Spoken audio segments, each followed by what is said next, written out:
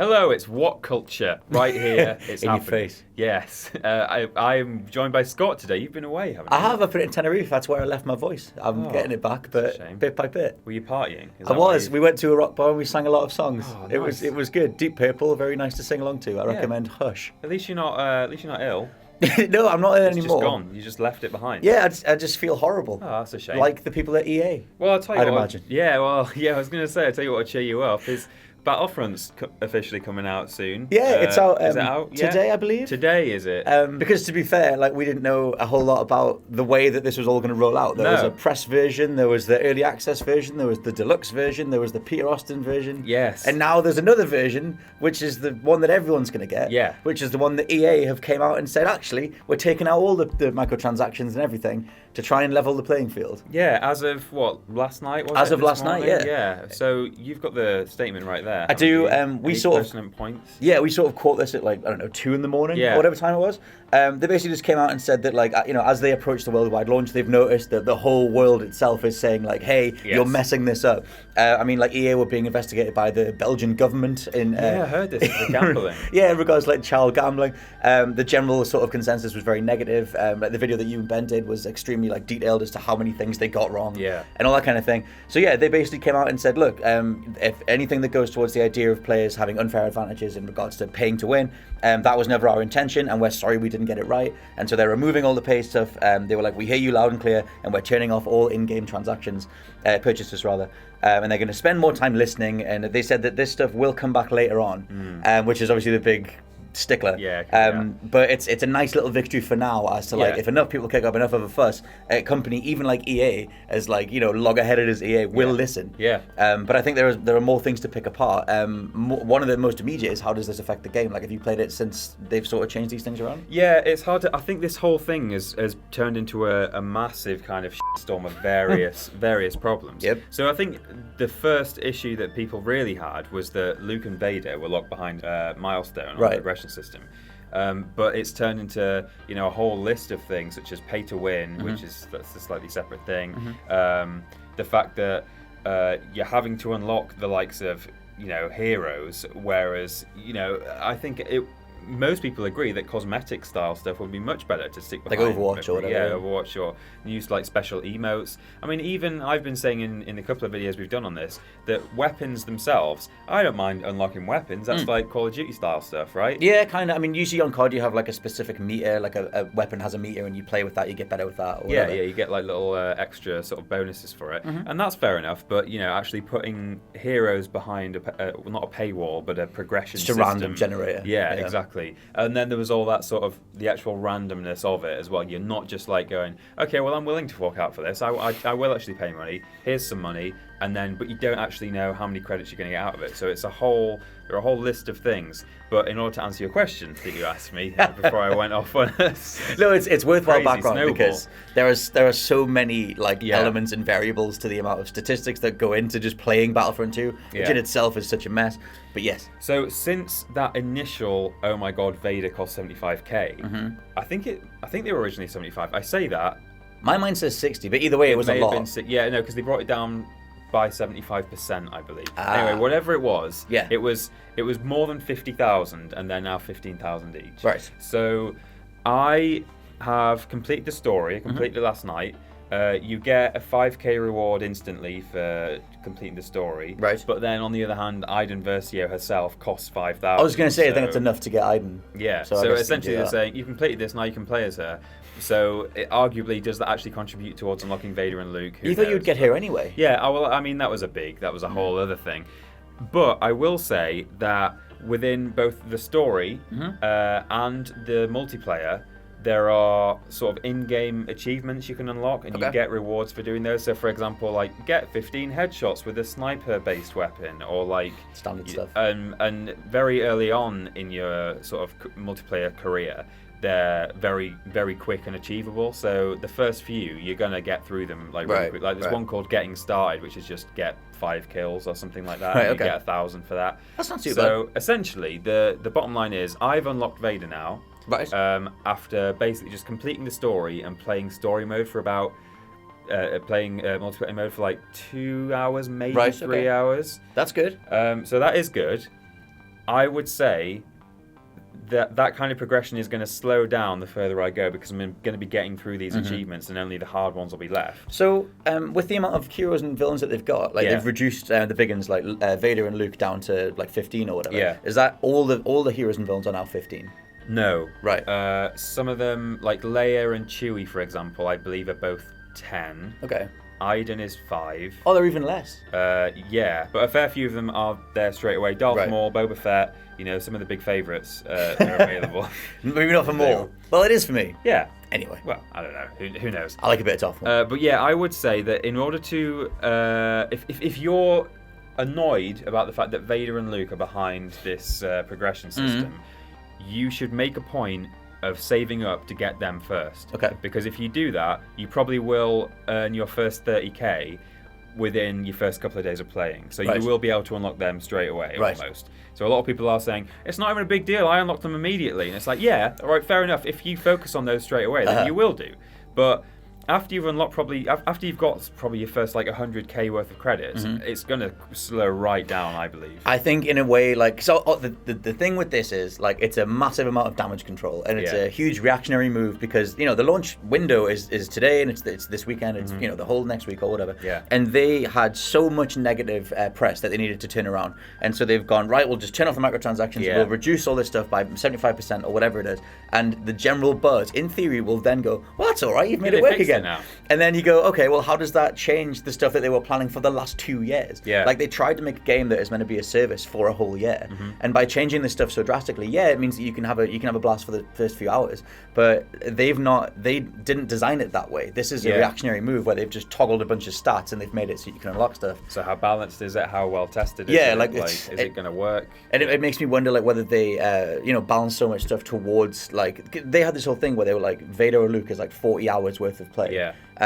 Which is ridiculous, but maybe they put that in there because they were like, someone will achieve 40 hours over the course of the whole year, or 2 years until the next Battlefront, or whatever, and by turning all that stuff down, does that fundamentally alter, like, can you just blitz through Battlefront? Like, the campaign's quite short, the multiplayer is now a lot shorter. Like, so you mean it sort of reduces the longevity of the game, the playability? Like, yeah, potentially, yeah. But then, arguably, you don't want Vader and Luke to be sort of the end game final goal of it. Like, you want to be able to play as them throughout your year or 2 years of Battlefront. Oh, no, I think you should still have something to work towards, but it's just weird because they've gone maybe too far in the other direction to try and please the early adopters. There's also the whole problem of, like, if you did pay for stuff beforehand. I was thinking this. Yeah, and then you'd be thinking, well, I'm completely ripped off because I paid for this thing, and I've put so much time in to get to Luke and Vader, and then other people are getting them for free.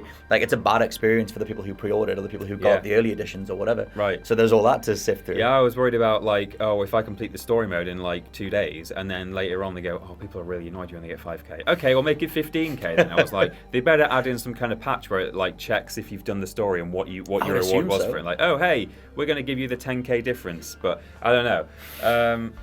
But yeah, I think the big question people are now asking is, okay, sure, this ends the pay-to-win aspect, but is it still going to be a massive grind to actually get anything? Because arguably all they've really done is slowed it down even more, because you now can't even jump ahead by paying if you wanted to. And it's still so random as well. Like, I mean, because when you're playing the multiplayer, like, does the general progression just feel so random? Like, you get killed by someone, they have random cards equipped. Like, you try and have random cards, you try and do your best. Yeah, I did see that on the AMA from day one. It's always been that they are trying to match you with people really, like, strongly in the matchmaking. Have you heard about? You probably saw on our video. Activision. Oh yeah, the pattern thing. They're trying to match you against people who have, like, a bunch of stuff, so that you feel like, I'm not going to beat anyone. But maybe if I put £5 into it, exactly. I would get Whereas on the other hand, in the AMA on Reddit, EA was saying, we really do try and match you skill for skill.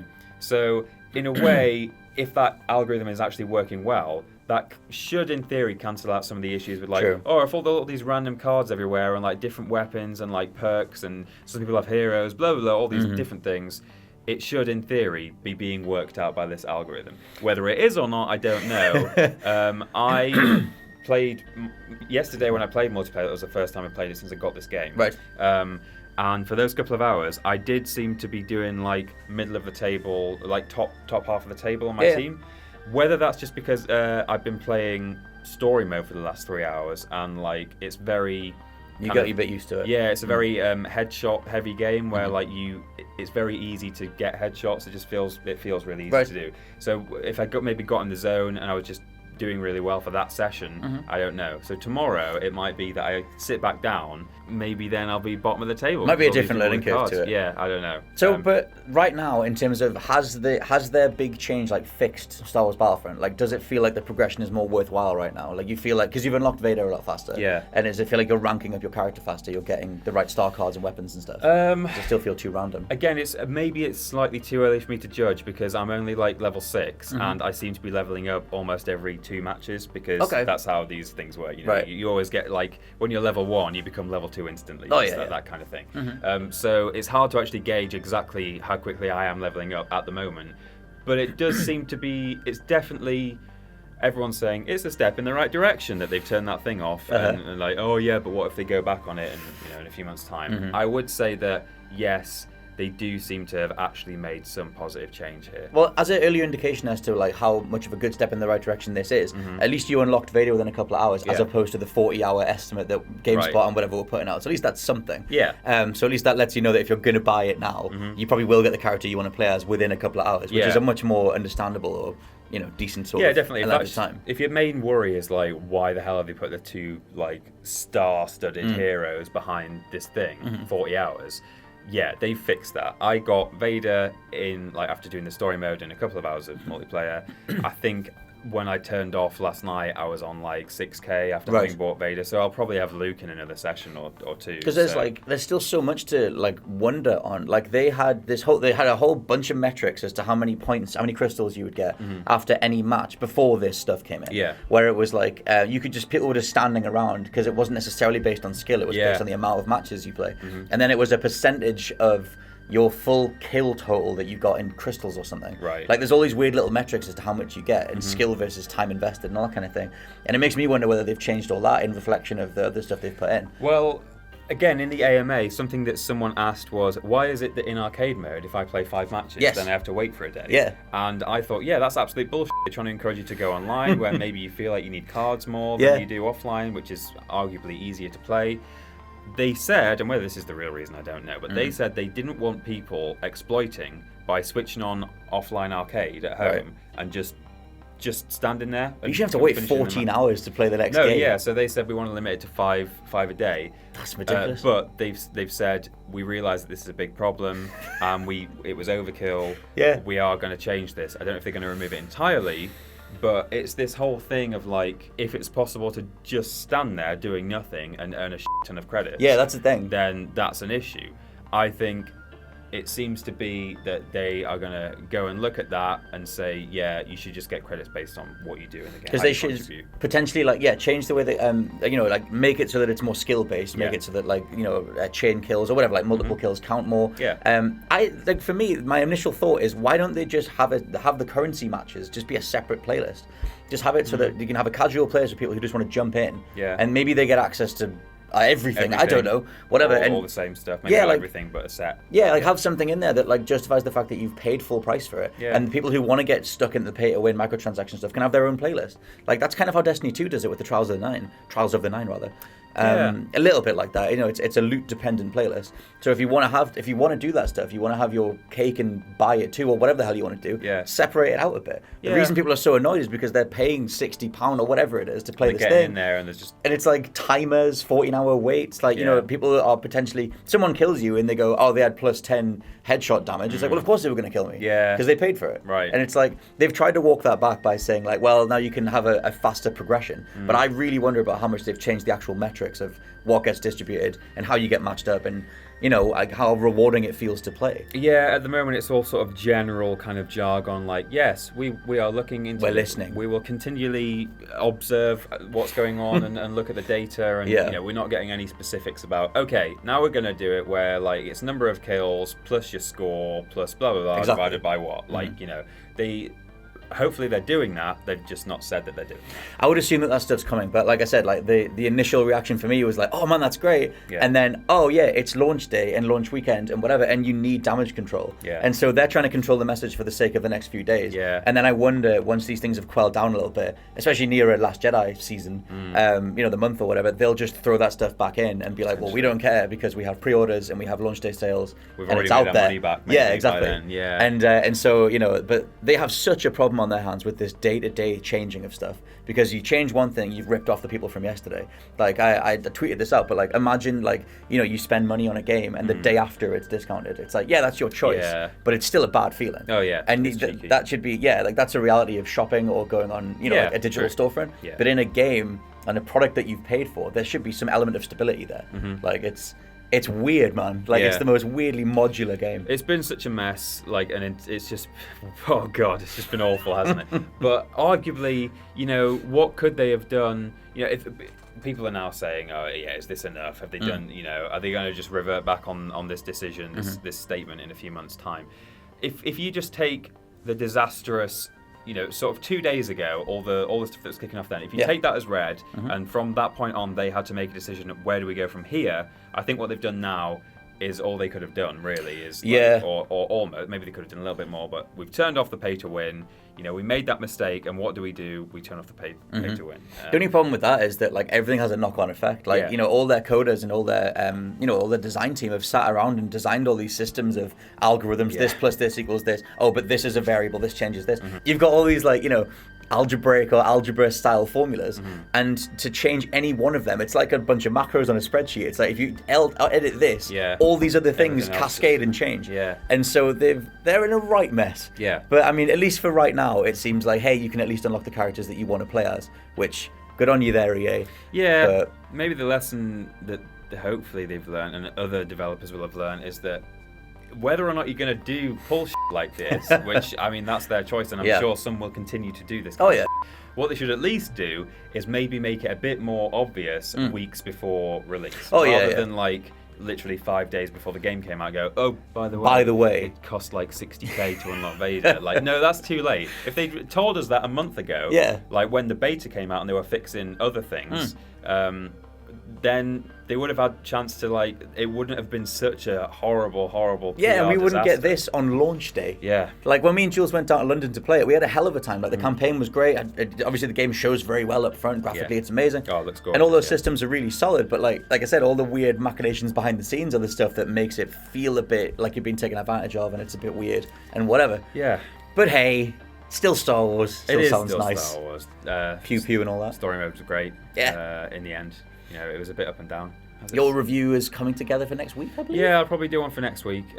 Finish the story now, so I just need to play a little bit more multiplayer, see whether things truly have been fixed. I do not envy you reviewing a thing that changes every day. Oh, I know. I feel like this. This is like, weird. Every single day. I've tried to be really conservative with any strong opinions. I've gone like, I don't like pay to win, full stop. That's fine. I don't like them putting heroes behind a paywall or a progression system when they've always been available. And the story mode is okay, is what I've said. So I've gone fairly non-committal apart from those two other things. But we'll see how it goes. Next week I'll do a full review on everything. But for now, stick with us for what I'm sure will be more Battlefront news. Yeah, whatever happens, we will bring it to you, we'll wade through this swamp together. Yeah, we'll let get us there. know in the comments how you're faring with all this. Have you got the game yet? Are you getting it?